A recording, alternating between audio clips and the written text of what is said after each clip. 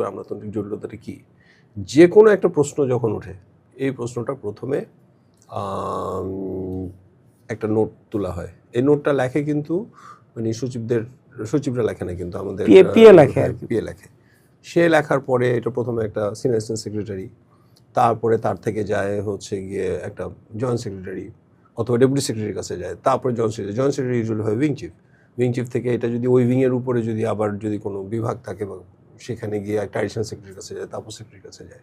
এই যে সিকোয়েন্সিয়ালিটি, যে কোনো একটা মানে মাইনর একটা চেঞ্জও একটা সিকোয়েন্সিয়ালি আগে। অন দি আদার হ্যান্ড আমি তো মানে বাংলাদেশে আমলাতন্ত্রে কাজ করার আগে আমি জার্মানিতে আমি আমলাতন্ত্রে কাজ করছি, আমি স্ট্যান্ডার্ড ব্যাংকে কাজ করছি, সিটি ব্যাংকে কাজ করছি, নিজের ব্যবসা ছিল। It is not that complex.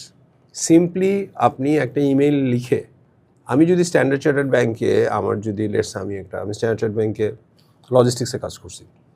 So আমি একটা ঘটনা বলি যে একদিন আমাদের একটা ওয়াল তৈরি করা হচ্ছিল একটা জায়গায়, ওই ওয়ালটা পরে একটা বাচ্চা মারা গেছিলো।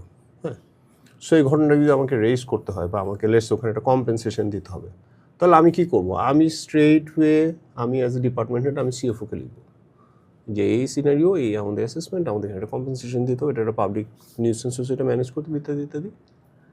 অ্যান্ড দেন আমি এখানে 5 জন রিলেটেড অফিসারকে কপি করে দিব। আমি প্রয়োজনে সিওকেও কপি করবো, বিকজ এটা একটা সিরিয়াস ঘটনা। আমি অডিটকেও কপি করে দিব।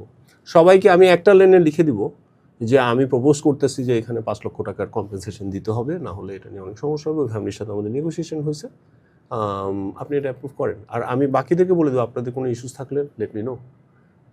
ওরা কিন্তু ওদের কোনো ইস্যুস থাকলে আমাকে আবার পাল্টা দিবে যে না, এটা 5 লক্ষ টাকা দেওয়া যাবে না, তোমার কমপ্লেন্স ইস্যু আছে, অমুক সমুক তো। কিন্তু it finishes in 30 minutes as a priority.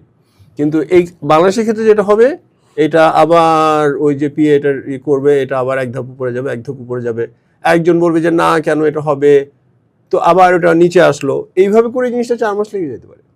So এই যে আমলাতান্ত্রিকতা, এই যে ফাইল নোটশিট মুভমেন্টের ইস্যুটা, এটাকে রিফর্ম করতে হবে।